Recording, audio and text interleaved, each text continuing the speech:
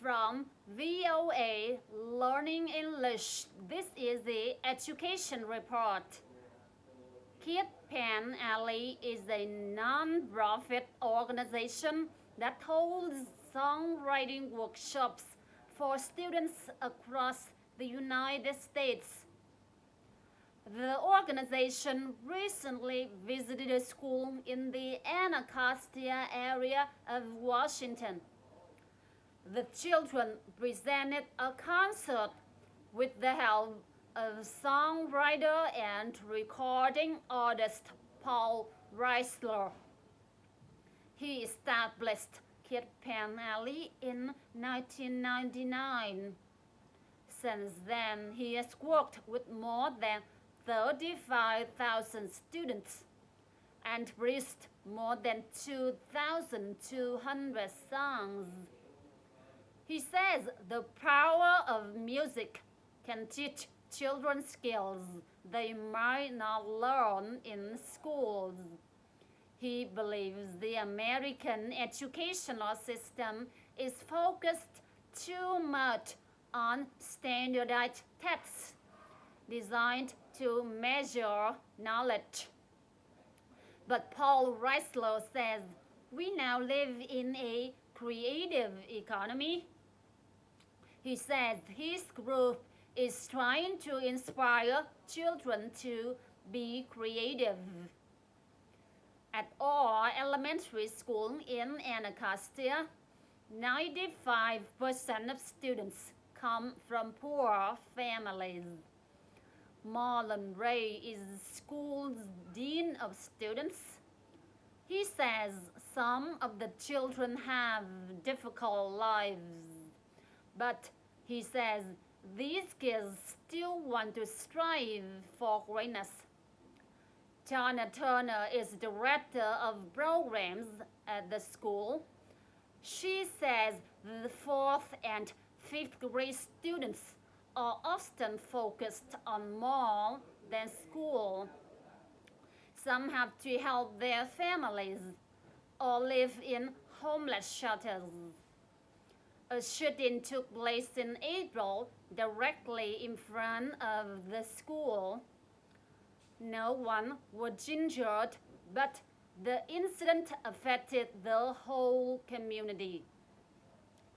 Students are often influenced by what happens around them. Still, Orr Elementary School has a positive, hopeful atmosphere. Marlon Ray says the workshop and concert made possible by Kid Pen Alley created good memories that will last for years. For VOA Learning English, I'm Laura Bowman.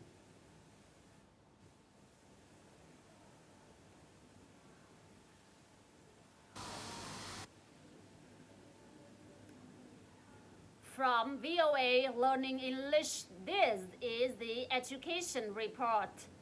Many Syrians are trying to study overseas while a civil war continues in their country.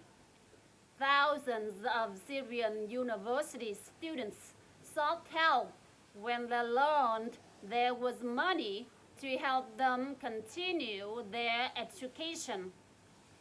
Lynn Al-Zabak is with Zusur, an organization for Syrians living overseas. Zusur joined with the American-based Institute of International Education to create the Syria Consortium for Higher Education in Crisis. More than 40 universities in the United States and Europe agreed to provide emergency aid to Syrian students and professors. Each university decides which students to accept. Universities in the consortium are supporting 70 students right now. One member of the consortium is American University in Washington, is supporting a Syrian graduate student and a faculty member in the university's Schools of International Service. Daniela Caius is the vice president of the Institute of International Education. She expects there will be 8 opportunities for 600 Syrian students during the next few months. She notes that a former president of Portugal, Jorge Sampaio, launched a scholarship program called the Global Platform for Syrian Students. He created the programs because of Portugal's history of educating Jewish refugee children during World War II. The Institute of International Education also has a scholar rescue fund for university professors and researchers in any country in crisis. This year, the fund found places for 30 Syrian scholars in 5 countries. All of the scholarship programs may be found online at iie.org. For VOA Learning English, I'm Alex Villarreal.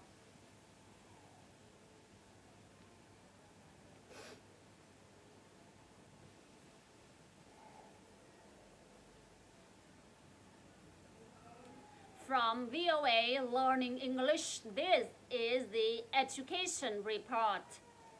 The United Nations Children's Fund is appealing to international donors to help provide education money for Syrian school children. Safe places to learn, teachers, and supplies are all lacking, and almost 2 million young Syrian students have dropped out of school. UNICEF says about 40% of students from grades 1 to 9 across the nation no longer attend formal classes. UNICEF spokeswoman Maurice Mercado says about half of those children are now refugees in Lebanon, Jordan, Iraq, and Turkey. In the northern city of Aleppo, for example, only 6% of children of school age are in classrooms. But the school year there and in other locations began as planned on September 15. Talk of a military strike by the United States has caused uncertainty about starting classes, but schools opened after a strike appeared less likely. Still, many children who once walked to school are now taken there by their parents, and other families have simply left the country. Lebanon now is trying to help about 550,000 school-age Syrian refugee children. UNICEF says the Lebanese public education system can take care of 300,000 Lebanese children. UNICEF is establishing schools for refugee children in buses.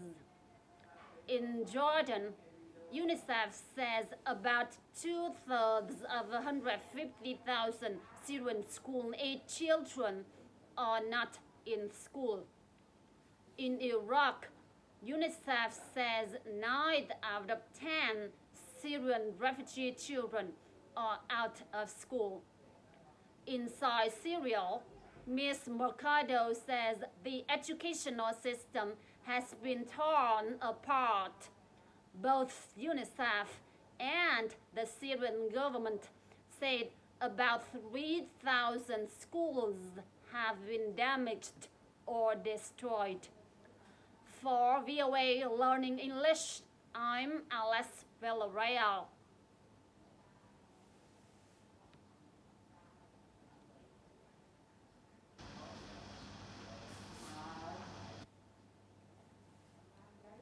From VOA Learning English, this is the Education Report. South Africa has 11 official languages.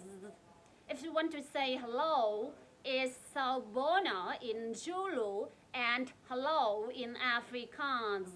Now, South African school children may start using ni hao to say hello. The country's education ministry hopes to add Mandarin language classes in some schools. Mandarin is the official spoken language of China. That country is a major trading power for South Africa. The two countries recently signed an agreement that identifies 5 areas of cooperation. They include curriculum development, mathematics and science, teacher training, and research and development in basic education. South African officials have not said how much Mandarin language classes will cost. Troy Martens works for the Ministry of Basic Education.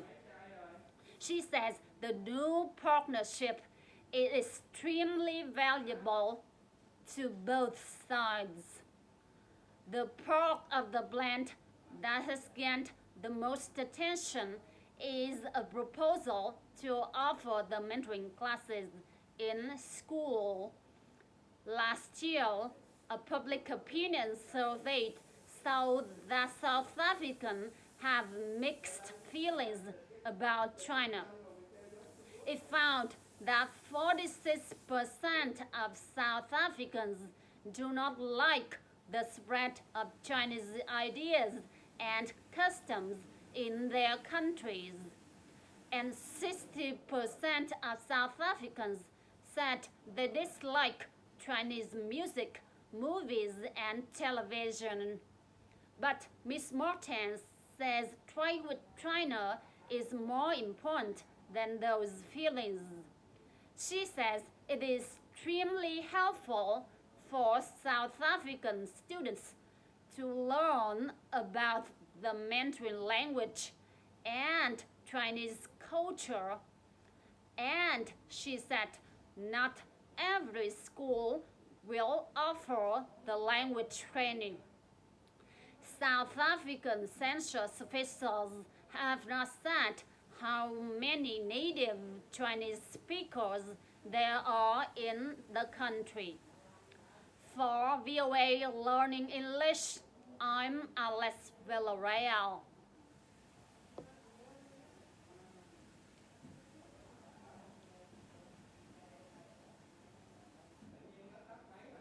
From VOA Learning English, this is the Education Report.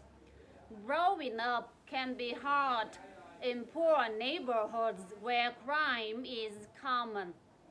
That is the situation Marco Antonio Aguilar faced when he started at Garfield High School in Los Angeles, California. The boy hated schools. He said he had the wrong friends, often missed classes, and even got into fights. The schools suspended him, barring him from attending classes. He almost was sent to a school for problem students. But Marco Antonio changed his behavior. He said a talk with his mother helped him change, and he praises his teacher for the help they provided. But now, students at Garfield High no longer receive suspensions. The punishment itself has been suspended. Jose Huerta, the Garfield High principal, took the action when he first arrived at Garfield more than 4 years ago. Back then, more than half the students were leaving school without finishing their studies. At the same time, Garfield was suspending nearly 700 students yearly. But Mr. Huerta had other ideas about how to deal with young people who misbehave. He said most of the suspensions were for behavior known as willful defiance. He said that could include something as minor as chewing gum in class. Under Mr. Huerta's leadership, students involved in willful defiance first talk to a teacher, then a parent may get involved. Finally, group support can be provided. Today, Garfield graduates 85% of its students, and last year, the Los Angeles Unified School District changed its punishment policy. The whole district banned suspension to punish students for willful defiance. For VOA Learning English, I'm Alex Villarreal.